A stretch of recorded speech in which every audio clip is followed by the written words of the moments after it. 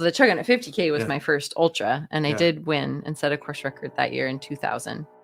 Leo here, your host of the Building Bellingham podcast, and thanks for stopping by the studio. Pour a glass of whiskey or local beer, take a sip, kick those feet up. We're going to dive into what it means to be a business owner, what it means to be a member of this Bellingham and Whatcom County community, and what it means to find peace and balance while running a badass, high-octane, local, iconic business. Let's jump in. We are here in the studio. Krissy Moehl, thank you for taking some time out of this is your busy season coming up on the Chuckanut 50K, and you made some time, and really, really appreciate that. Yeah, I appreciate the advanced planning. Otherwise, this time is kind of consumed. You are normally spinning a bunch of plates. You're an entrepreneur. You have multiple facets to your business, but at the core of it, you're a runner. And we set aside that you do not run from predator animals. You run because it sounds like it's partially therapeutic for you. You work out a lot of things with running. It helps you set goals and all of these things. How did you get started running? And we'll get into the different businesses, but at the core of it, how did you start running? My mom was somebody that had both my sister and I very involved in lots of different activities throughout childhood. Single parent, my dad was away at sea a lot. So she had us kind of bouncing from thing to thing with the belief that if a busy kid would be a kid that was out of trouble. So I think that's where the spinning plate mentality comes from, is like, I just love dabbling in all things. Where running became so specific, probably 7th, 8th grade, I started identifying with it as a track runner, and then high school, college, and then my junior year of college, I worked at a running store all through college, and I'd gone away overseas to Ecuador for 6 months. And while I was away, running coaches had always kept us like an hour or less. I was an 800-meter runner. You don't run longer than an hour. But living overseas, nobody's telling me what to do. And I just found myself out for hours and hours, no water, no food, not knowing what I was doing. Trail running. Mostly roads I didn't know. I didn't really know how that all worked. I didn't grow up hiking or backcountry, anything really. And so when I came home, when I went back to the running store that I had worked at, that had been sold and bought by somebody else, and thankfully I came recommended and they hired me back. And Scott McCoubrey had hired Scott Jurek, who had just won his first Western States. And the name Scott Jurek has gone on to become legendary. And I met them all in this super hub forming time. Seattle became a hub of ultra running, and it was only in retrospect. I don't know if anybody knew that was happening, as Scott was leading trail runs. Groups of people would come and enjoy the experience, and it just became this kind of pulse, and people came to and then branched out and created more hubs around the country. And I was 21 and a part of it, and also didn't really look like anybody else. Female, 21, everybody was at least 10 plus years older than me, and also male. And that was it for representation in ultra running at that time. To answer your question, that's how I got started, was running amongst a bunch of men in Seattle in the early 2000s. And you started with 800 meters. And for those that are listening to this that don't know the distance, 800 meters is a brutal distance. It's a tough distance. I can do 400. 800 always just gassed me. There's a little bit of a mental game there. Right. It's almost like a marathon and a sprint. In a sense, right? You're running a little bit longer distance, and we're talking about 2 laps, right? 2 laps, half mile. Yeah, versus laying it all out on the track on 1 lap, right, on the 400. How did you make that leap to, when did you run your first marathon? Because I never did. Yeah, I went from 800 I went from half marathon. So I did some road races the summer between freshman and sophomore year of college. My mom was my sponsor. She made sure I paid for all my entry fees that year. And then I jumped to 50K. So I went from half marathon to 50K. So I ran my first 50-kilometer race at the Chuckanut 50K my senior year of college, which was in 2000. That's a long distance. And that's not flat. No, there's 5,000 feet of gain in the middle 18 miles. So tell me, let's kind of fill in that gap of you were running track, which is a very different than running really, really long distances. I think the sticking point for me was coming back from overseas and having had some of these kind of long run exploratory feeling running experiences, and just kind of being enthralled with my body can do this. It can go to these places and my legs powered it. And then falling in with a community that's what it's all about. And then I remember my first trail run because I would run with them on the, like, call them the Urban Thursday night speed runs and stuff. And so they finally got me to run trails with them. They'd always go at 6 o'clock on Sunday mornings. And as a college kid, that was my only morning to sleep in, because I worked at the coffee shop on Saturdays, the running store at 11 a.m. on Sundays. And so like to get up early, but I finally joined them. I remember chasing Scott around. I didn't want to get dropped. We were in the woods at Cougar Mountain, and that just scared me. But then I like was slipping and falling and muddy, and he looked back and I was laughing. Like you would think maybe somebody might be really frustrated or whatever, but I just wanted to like figure it out. And I think that was a moment of like, oh, this is why all that other running now makes sense. This is where my body wants to be. And then it continued with the community too. The people that are drawn to trail running, you're like, we all have our peeps, right? Like the way we're like drawn into a certain community, and within the community, like smaller bits of that. And I feel like trail running people are the people that like the energy goes full circle. I put a lot of energy into being a runner. Trail running brought that energy back. And so that circle's more continuous, right? Rather than just kind of feeling exhausting. If the energy's coming back, then you can keep it going. Yeah. The laughing and the like muddy and tripping and, but still going is a really and curiosity. I think is a big one. Like, can I do this? Like they said that when I was introduced to Scott Jurek, he had just won the Western States 100. And rather than a lot of the questions that are usually asked of an ultramarathon are like, well, how do you go to the bathroom, or what do you eat, or do you sleep? I was like, what's that like? Like I was just like instantly curious. And like, it might take a bit, but we got her. Like she's one that'll. She's one of us. She's one that's a part of it. For people that don't know, most people know that a marathon is 26.2. Got that right. Good job, Leo. Nice job. But an ultramarathon, what constitutes an ultramarathon? Anything longer than a marathon. There we go. So some people will be like, if you're just a little bit over that. Typical race distances have tended to be 50K, 50 mile, 100K, 100 miles. So 31.1 miles is 50K. 50 miles, 100K is 62 miles, 100 miles, 165 kilometers, 100 miles. Now there's this whole thing of 200 milers as well. And I have not done one of those. I set the FKT on the Tahoe Rim Trail in 2015. That was 175 miles. But now there's a whole racing series of 200-mile races. And I had my first experience with that pacing and crewing, a dear friend of mine, just this last summer. And it's a whole nother ball game. I have coaching clients that I coach training for 200 milers, and their plans are not completely, but there's some significant differences to train for that versus 100 miles or less, which that sounds ridiculous as I say it. But but you know, you've got someone like a David Goggins that's like still able to, you know, yell affirmations and like get after it and get, you know, whatever. That's not what he says. He says other stuff.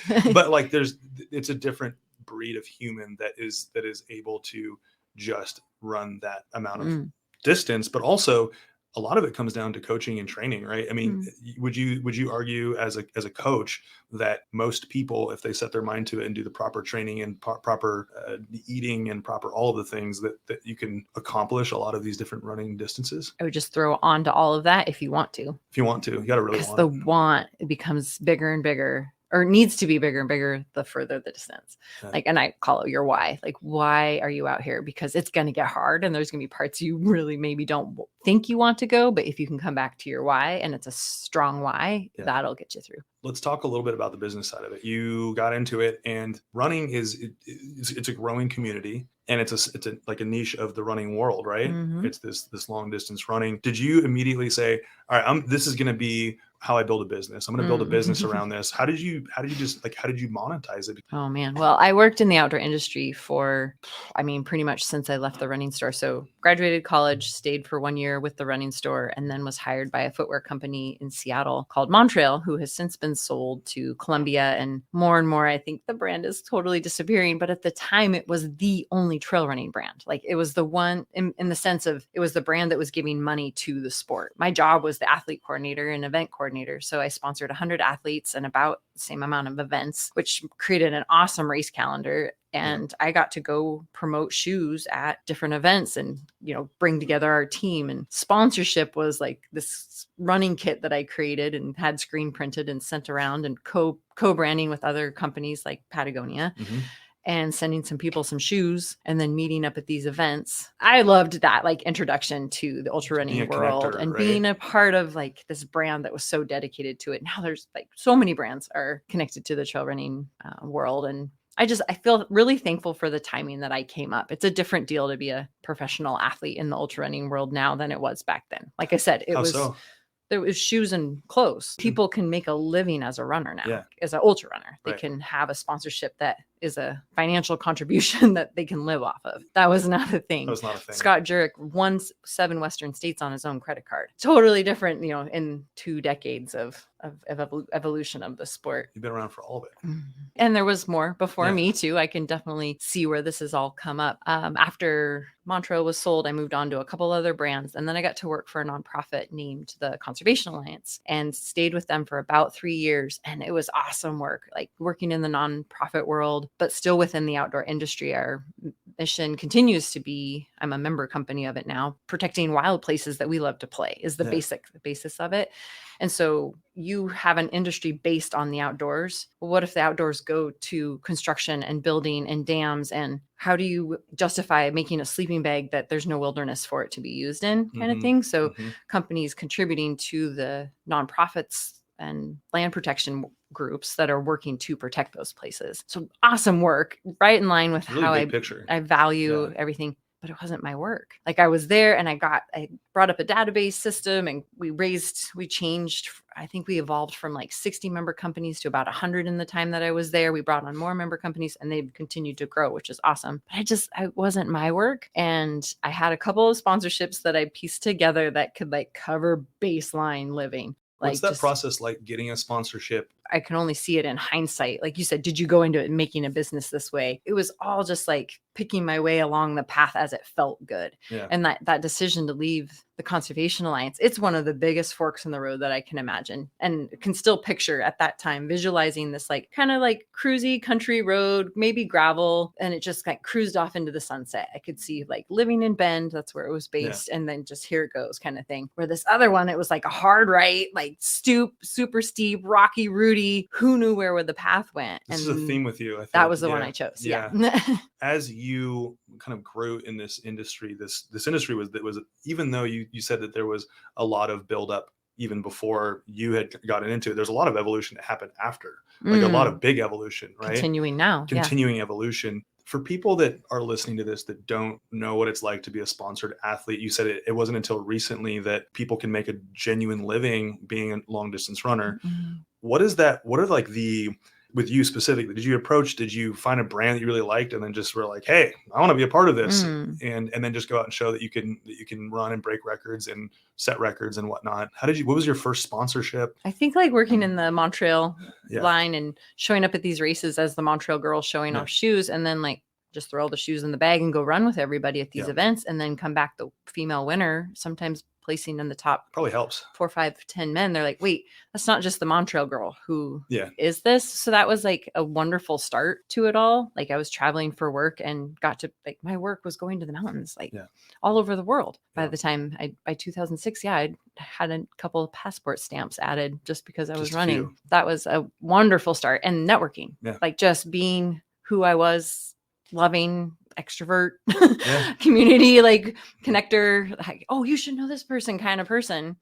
I got to know a lot of people within the industry. And then, gosh, I guess it was 2008. I'd left them. No. 2008 was when Patagonia approached me and said, hey, you've been around for 8 years now in some capacity or another. You look cold. Yeah, we have a jacket. We need a female trail running ambassador. There was no representation for Patagonia. They had a European female athlete, but they wanted a US global athlete. And I was just like, best call of my life. Like, really? Me? Like, I'm the one. So that started off. And that was while I was at the Conservation Alliance. And then in 2010 was with the combination of that and a retail store. And I think like one other, I don't know if I had a footwear brand at that time because Montrail was gone. Maybe Vask had come on at that time. I'd have to go back and actually look at like emails and stuff. But yeah, so that was enough to like push me out the door. And I even remember the last day of the Conservation Alliance almost calling my boss back and being like, I'm just kidding. Can I come back?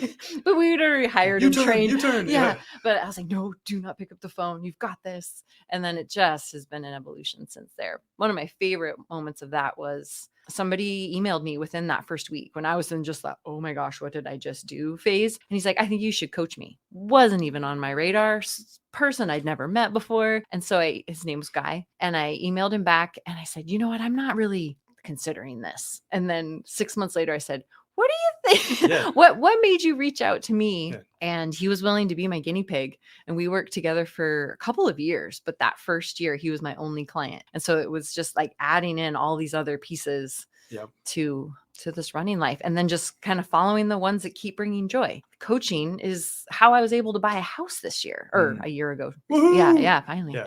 Yeah. So that running, like you said, it like shoes and clothes are not going to feed me, the dog, and, put fuel in the car to be able to move around to these things. So how do you piece it all together? And I knew early on that I didn't want to be a sponsored athlete forever. I'm still like baffled and loving that I remain relevant in this different capacity. I'm not necessarily in the competitive realm anymore, but I just don't have it in the same way I used to. And when it meant to like training the long distances, showing up ready to race, like your why's probably changed. There's like the direction of your why, same core, but also with the coaching part being, and then the book that you wrote, and we'll get into the race directing and the race directing, and then all just that. Life. I'm 45 years old now. There's a lot of other pieces to life that weren't a part of my 20s and 30s. So it's kind of beautiful. And then also like reflective. I feel like I'm definitely in that midlife, like reflecting on introspective. And like, what am I morphing to, including how I identify and have been, and then how does that carry forward into what's this like next realm? I don't have the answer yet.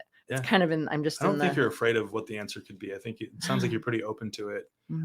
Let's talk about fear and courage in this whole conversation around like there is a difference, or being courageous and then being in a state of like fear driven, right? And it sounds like there's that. I want to go back to the fork in the road where you're like, I could ride off into the sunset on this nice little gravel road, or I could take a U-turn and go up the hill and get muddy and laugh, and who knows what's gonna happen. I might fall down a couple times or 100 times.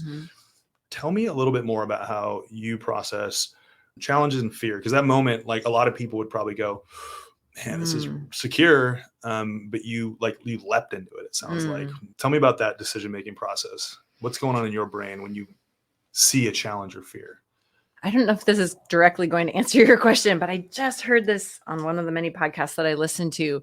The concept of, I hope I do this justice, but extraordinary versus ordinary, and mostly not in perception of what that is in life, but where are we most comfortable? I feel like when the person spoke about this, I was like, oh my gosh, that finally makes sense to me. How I am comfortable, call it in the extraordinary or chaos or the spinning plates or whatever, where someone that can see the cruisy road and that feels comfortable, that looks like way challenging to me. Yeah, what do I do with all that? Over here, there's like things I get to figure out and work on. I think that it's kind of in realm with what you're talking about. It's not necessarily fear-driven or courageous feeling. It's just where I thrive, feel most alive, I'm comfortable, is when things are kind of not easy or laid out, or as much as a planner as I am, it's because I like figuring out the puzzles that go along with the plan. Complacency it scares you more than the just being in the moment and problem solving and just moving forward and betting on yourself. Right. Well, but there's also like the piece to I don't know that I would call it complacency. There's a beauty in like seeing the path and knowing it, and like a simplicity that I crave. Like I wish there was a part of me that could just chill sometimes and just like enjoy the open road. And I think I can, and that's shifting more and more as I like see both sides and understand. But like in terms of making those decisions through my 20s and 30s and what I was drawn to, and even now in my 40s, like that makes more sense to me. And I've been called crazy. And how do you do this? Like my example is like, I'll be packed for 3 trips and I will come home, put the toiletries from one bag into the next, maybe get that one sorted, but take off and leave again. And I could do that for like days, weeks, months at a time. And that, and then luggage gets lost and a flight gets canceled and I'm like rolling with it. But the drive to the same office every day and create like a meal plan, like I don't know what to do with I don't think that that's a bad thing. Like I don't think that's complacency or boredom or even ordinary. It's just, so where are you comfortable in? And so if that can help drive like why you may make the decision around taking the leap and the U-turn versus like the steady stability of because there's beauty and extraordinary in ordinary. In both sides, right? Well, it sounds like there's been a lot of evolution for you because you've stayed in that state of you're organized. You're clearly very organized, but because you have to be, and we'll get into in order to get it all done. Yeah. Yeah, because there's 10 different Krissys running around that are a part of the same brain, but also doing all these different things with the help of amazing teams that you work with, and we'll get into that as well. Totally. I want to ask one more question about sponsorship. So when you first got the first sponsorship and they said, here's how much we're going to pay you to do X, Y, and Z, did you look at it and go, I'm set? I don't know. I can live on this. Or did you go, nope, got to keep going. I got to piece all these things together and keep going. And it's a year contract. That doesn't guarantee anything. So there's a timeline. There's an amount of money that they're willing to give you to be an ambassador, wear their shoe, and requirements for what you have to do to earn that money. Yeah. And is it restrictive? Are there some that are pretty open-ended? Give me a little bit of a spectrum on what those contracts look like. I think it's really different for each individual. In my case, I tend to be drawn to and draw in. It's like a really collaborative experience. And thankfully nothing's ever been based on my resume, like my running resume, like how many wins I've had, what podium places I get. The financial hasn't been tied to that. You asked a question earlier that this answer popped in my mind and I didn't speak it out loud and I'm not remembering the question. But the answer is when I left the Conservation Alliance, my 2 objectives were I had to keep enjoying it and I couldn't do it on credit. And my main reason, like when you turn your passion into how you make a financial living and you supporting yourself, that's scary. Yeah. Because if that thing, if it doesn't fund what you're trying to do, now it has a negative connotation. And it's the thing that you love. It's the thing that any given day, if I can get in a run and that's all I do and the rest of the day feels like it went to whatever, at least I got that run in. But if all of a sudden that run, it's not that run, but like if running's not footing the bill and I've got all this pressure on running. So those are my 2 rules. And I think that's been what's made it possible. I had like a little nest egg and that little nest egg is still sitting there. Like it didn't go into the house. It hasn't bought me a vehicle or anything. Like that is just do you have a car or do you just run? I do have I wanted to everyone's wondering it. Yeah. Yeah. No, I actually own 2 vehicles. I lived in one of my vehicles for a long time or for 2 years. When I was trying to buy a house, I lived in the van, but with my little dog. So you pieced it together. You figured out a way to not build debt, which is great. That's an important stipulation to have. You had 1 coaching client at this time. You got your sponsorship. The sponsorships kind of the collaborative, the good sponsorships started to kind of layer onto each other. Different. What are some different examples of like, I'm assuming shoes and like, do you have like a backpack with water, like for the long distance hydration companies? Yeah. So you had all these different layers that kind of came into this. Okay, I'm pretty set. I can go out and go on a run and I have enough income to pay for my living expenses. At that point, would you be able to cover and still be able to travel for events and have those costs covered? And you're still winning. You're winning these races. All this, there's this other side to it where you're not just, showing other people the quality of those brands. You genuinely like them. You're collaborating. That was key. Yeah.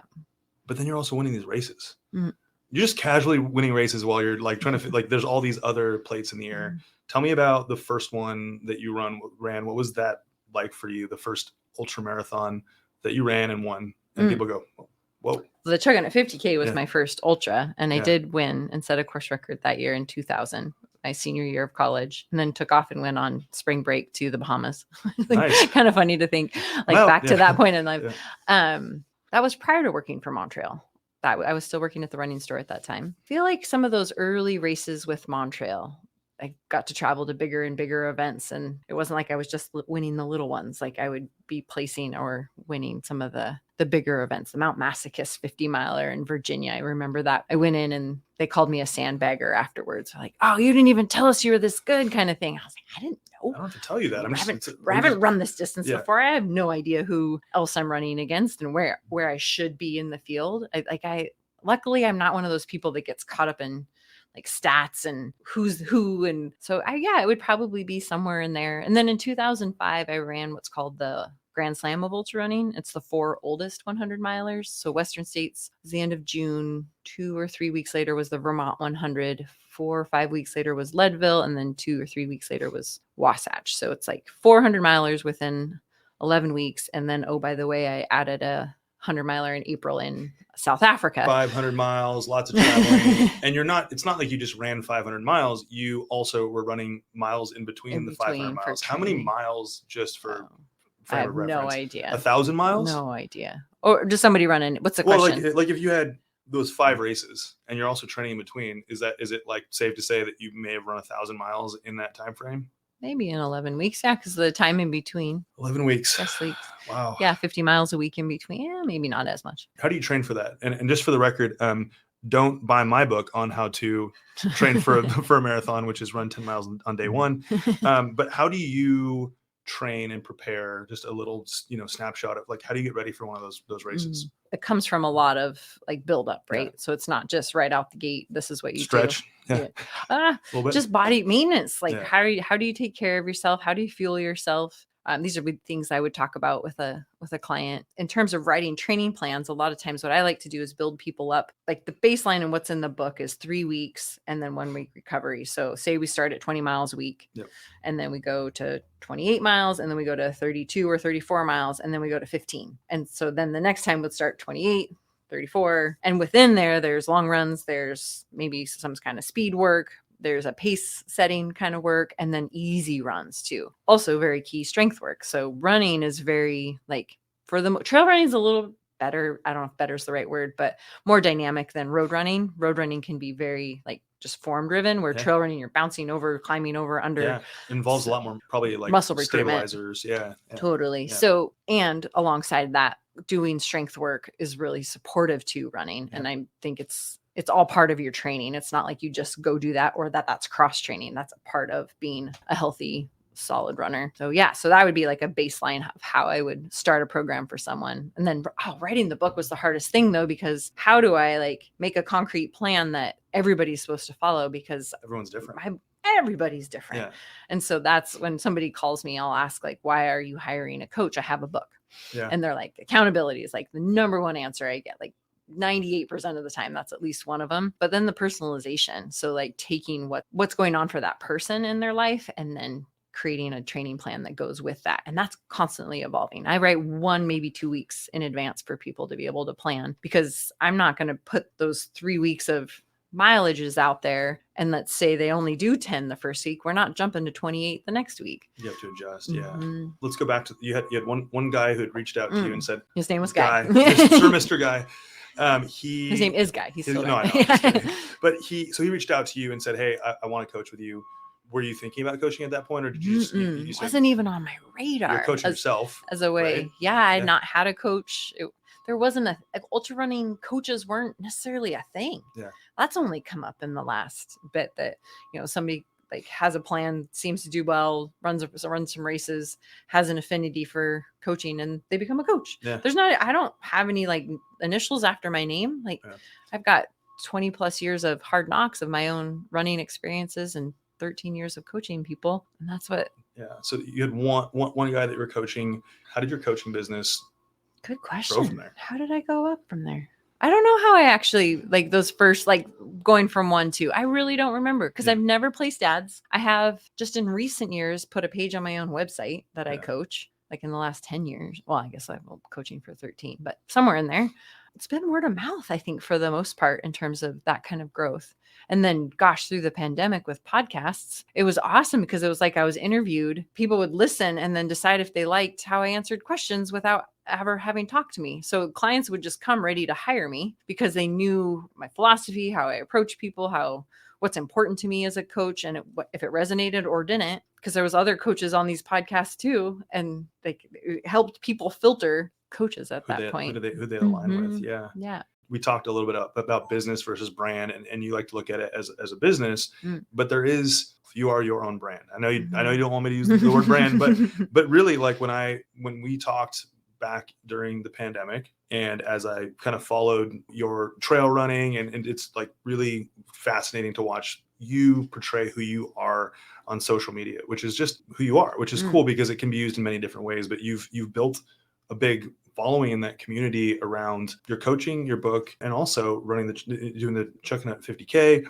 But then also a lot of people are interested in what you're doing. Like there's a lot of people out there that are following what you're posting on Instagram or interested in the content you're putting out there. And it's really genuine. Tell me a little bit more about your relationship with social media. You're doing it well, but I don't know that I would say I'm doing it well. I think there's so many tools available that I don't want to blame it on age, but I'm resistant to for some reason. So in terms of what's on there, it's like when I feel excited, like is what I'm sharing. I don't go into my opinions on things. And I feel like even saying that, I'm like, well, I'm pretty general and I like to talk to like all the sides. I don't want to be divisive in any way. I want to feel like inclusive and I want to hear your side and share and have those conversations. So I don't utilize social media in a way that I don't know even brings in business. Like maybe on the Chuckanut one, but that's somebody that's coming to it directly because they're running the race. Yep. I don't think I have a great answer about social media.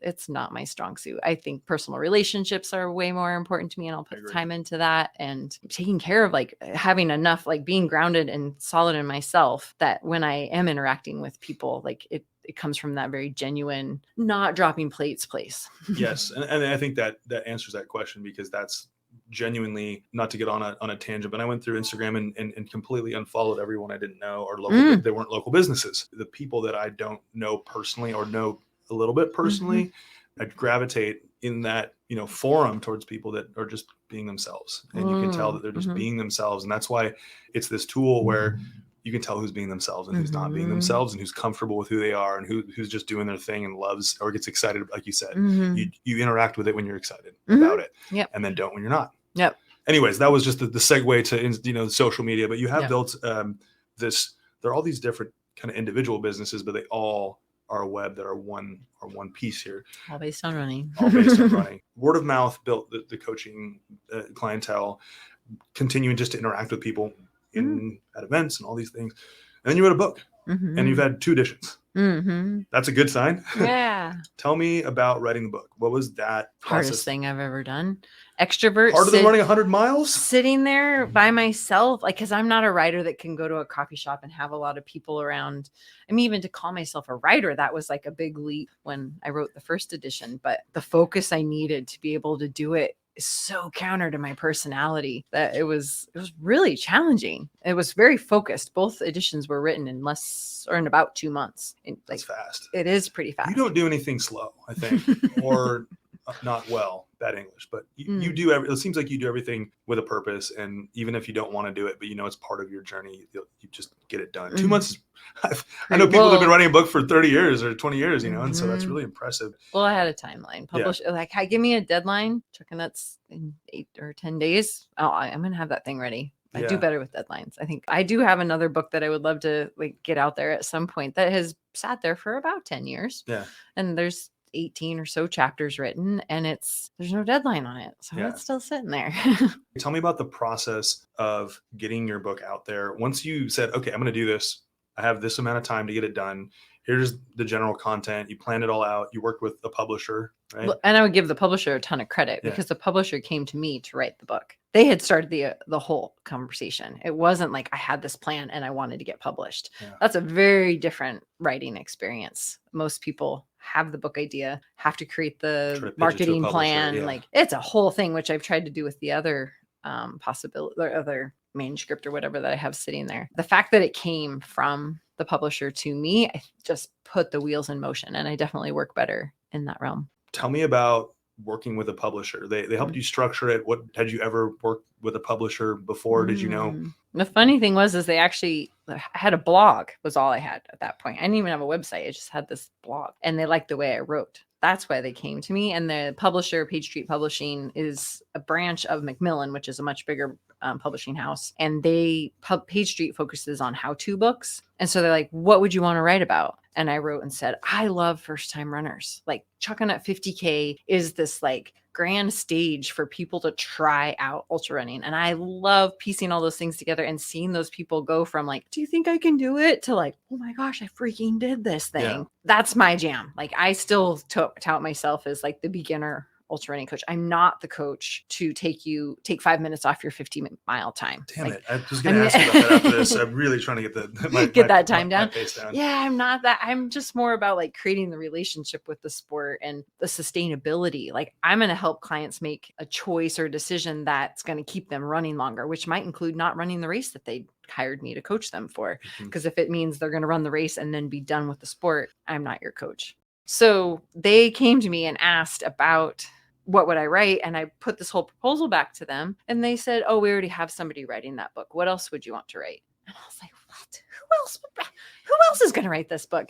And so somehow I got the audacity to write back and say, no, you know what? I really think this is the book I need to write. And I could write one about fast packing. I've dabbled there. I know a little bit about maybe educating someone on that, but I think this is my book and this is why. And I listed out all the reasons. And then like 3 weeks later, I got an email. I was recovering from some crazy FKT that I had done, sitting on the couch, and this email popped in and it said, sometimes the stars align. And I opened it up and it said, the other author pulled out. We'd like you to write this book. So it wasn't like a gimme, like right you didn't try to you didn't say I'll race them for the. No.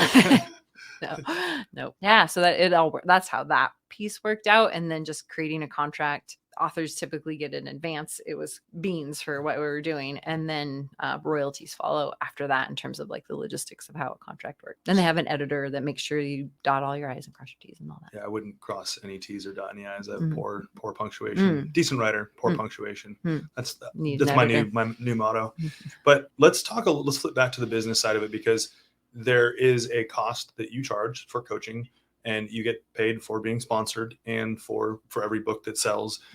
Tell me about, how do you like decide in a business where there's not really many other people doing what you're doing outside of the sponsorship? There's like kind of a spectrum of how that all operates, but like books, how much you charge for a book and how much you charge for coaching. These are kind of these frontiers where you go, well, this is what I think my time's worth, and this is my overhead, and this is like, how do you decide what your time is worth? Oh, that was a really hard lesson. And it started back even working in the outdoor industry, and I caught myself multiple times. This is a freaking real job, what I'm doing now. But I left the 8 to 5 office job where people say, oh, do you want to come, run our race and speak at the pre-race event and do this kind of stuff? And maybe they would comp my entry fee or something. And I got to this point of like, I'm paying to do other people's marketing. Yeah. Like I loved the experiences. Like I loved getting to go and be in the community and run. And so I easily wrote it off as like, yeah, like I get to go and do like these experiences. But I don't know, however many of those, it started to be like, wait a second, this is what I've got. This is my accounting degree. This is my,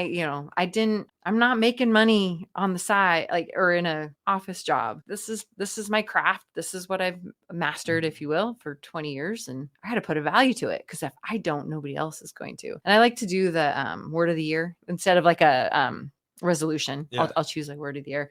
And one year I chose local. Yeah. And my word encompassed 360 miles from Bellingham.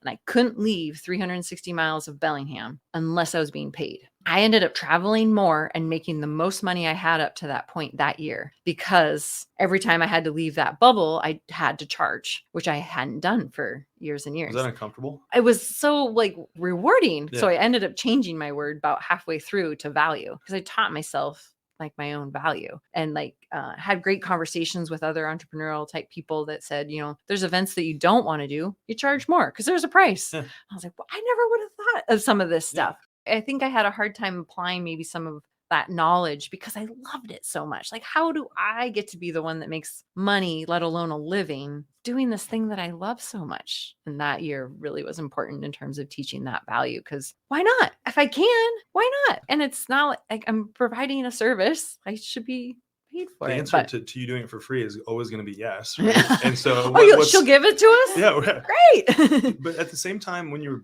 building that, and you were getting ready for that mantra, your word of the year, do you feel like a lot of that time was really powerful for like building the connections and 100%. Like, even my own love of it. Yeah. I don't know if you've listened to Elizabeth Gilbert, her book, Big Magic. I have not. Yeah. I wish I could quote better, but it's of the same topic and what I talked about, like I couldn't have my passion be the way I make money, or if it is, I have to still enjoy it, and I couldn't go into debt doing it. She goes into this like deeper speaking to it of how important just letting your passion be that, and then make money other ways until you really can. She didn't start making a living off of her writing until she'd published like 11 books or something. Yeah. So just really creating that space for her craft just to be that and not anything else. And maybe tying in what you were just saying of that's kind of what that time was, is I just got to love it. Who do you take advice from? Tell me a little bit more about that, because I'm sure there's a lot of people in your journey that have said, hey, you should definitely go do this. Or you shouldn't do that. And you seem to have a really powerful internal compass. How do you filter advice? Oh, good question. I don't know that I appreciate you saying that I have a good internal compass, because it has been the thing that has guided through all these decisions, right? And I would also consider, especially the early part of my running and just even how I interact with the world, is I'm a sponge. Yeah.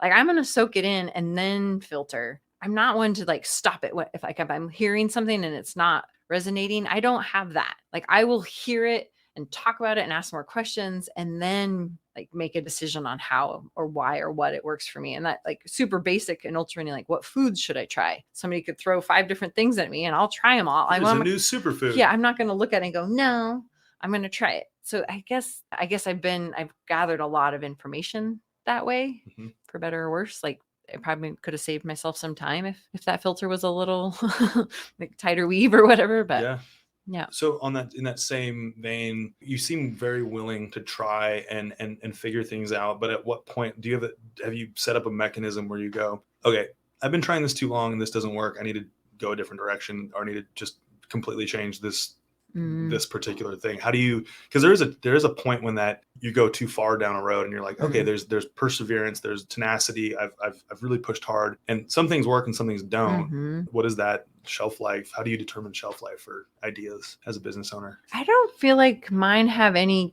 they're not like hard stops or pivots or anything. Mine are more like a cruising, like steering a big ship kind of thing, as opposed to like being able to pivot on a jet ski or something like that's. Yeah, I'll follow things a little longer and start changing them slowly. It might not look that way on the outside. I've been told that, like, whoa, you just went and bought a house? No, I lived in my van for 2 years looking around Bellingham trying to find a home. Like it might look like it's a quick pivot, but my brain's working on things for a long time leading up and to. You naturally magnetize towards certain things and you naturally go, this is not working out great. This is still happening and working, but it's not working out great. A big question for me around your business, and there are other facets now between coaching and directing the 50K and not doing as many of your own races. You're still involved in races, but you're not doing it as often, it sounds like, as you used to.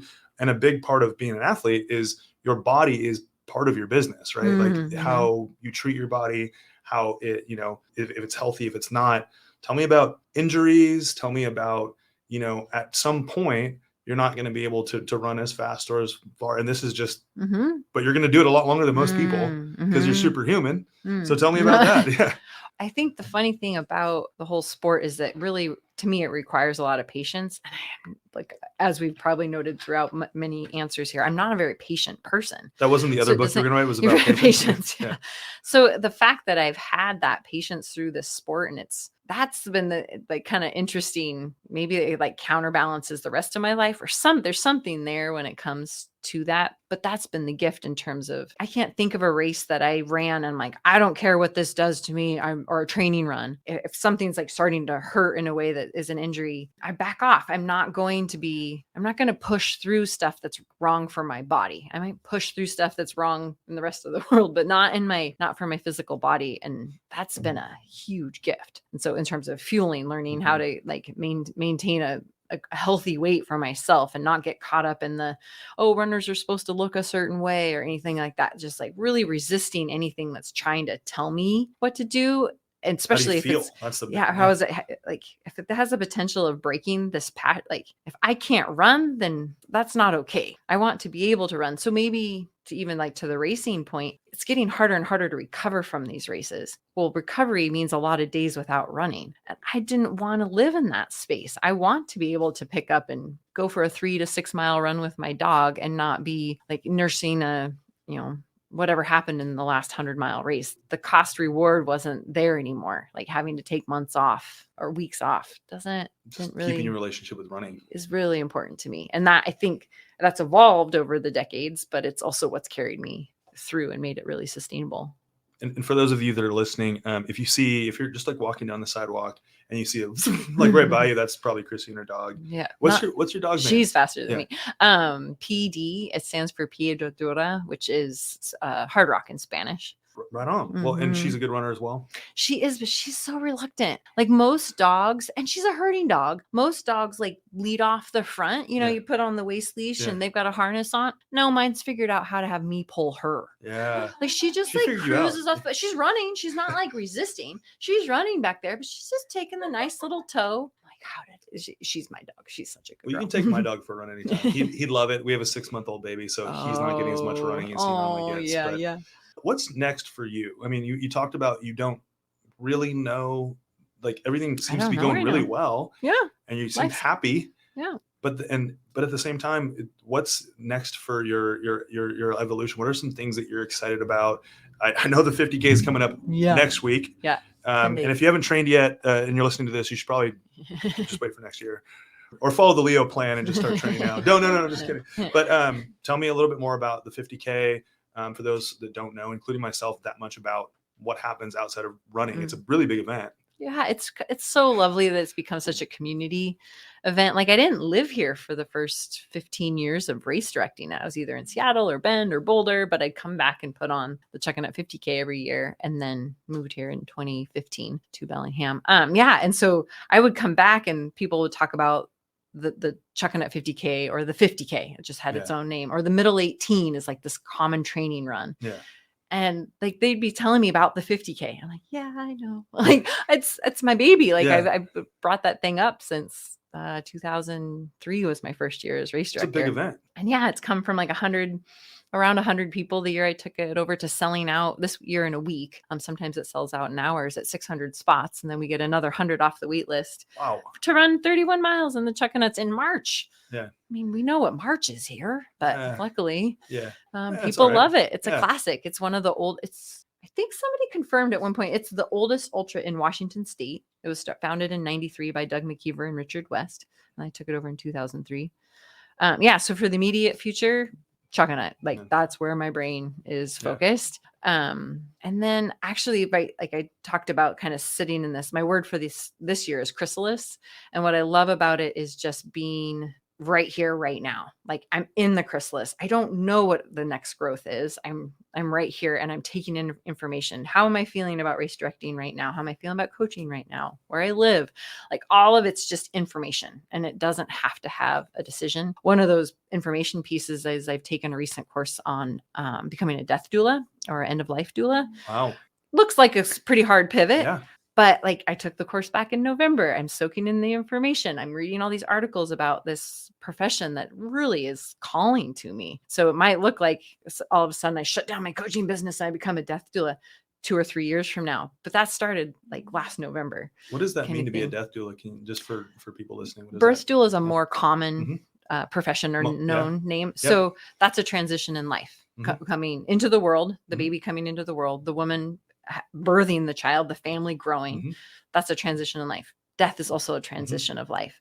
And so having, call it a guide, a companion, somebody to accompany through that transition at the end of life. And it's so beautiful. And we get so, like as a culture in the United States specifically, we get really scared about the word death and what it might mean. The more I get into it, it's just as beautiful as birth. Like it is all transitioning through life. And so part of the cycle. Yeah. So I'm not shutting down my coaching business. I'm still race directing the Chuckanut. I'm just taking in information. And that is something that's really calling to me. So we'll see where that leads. It's beautiful. That's awesome. And it sounds like it's a part of your natural journey, which is this, like we talked about, it's not this quick. It's just this like, okay, it's what the things. I'm feeling this over here. Let's dig in. I took a course. Like, what does that lead to? And then my next step would be volunteering with hospice and going through that actual end of life with a couple of people and seeing, do I have it? Is it really call to me in that realm too? So what nugget would you leave for, the person that has that feeling that they're called to do their own thing, and they see the two paths, right? Or multiple paths, multiple usually, more than two, but it's easy to say two paths, Yeah. But I think what kind of advice or information or guidance as a coach would you give someone that says, I'm ready for the next thing in my life, I don't know what it is, or has the same tenacity that you do and just hasn't found that thing that they love to do? What kind of advice would you pass along to that person? It's way less action than you would think. It's more about sitting with yourself and just really listening. Yeah. It's hard to do, but it's so helpful. And it's not just sitting there waiting for the thing to come to you. It's actually like creating that like kind of meditative, clear space and just feeling into what feels right. It's not the ideas. It's not the thoughts. It's not the pursuits. It's just like really feeling what feels right. It's different than follow that. Yeah. I have to remind myself to do that too. Well, thank you for sharing yourself and your story. And well, thanks for having me. Yeah, I'm still processing all of the information, and I just appreciate you sitting down and being vulnerable and talking about your story and telling us who you are. And I've never met anyone that has you have just such a unique blend of and web of businesses and you're so uniquely you. And I just really appreciate that. Well, thank you. That's quite a compliment. Thank you, Krissy. Just appreciate you for coming in. Well, thank you.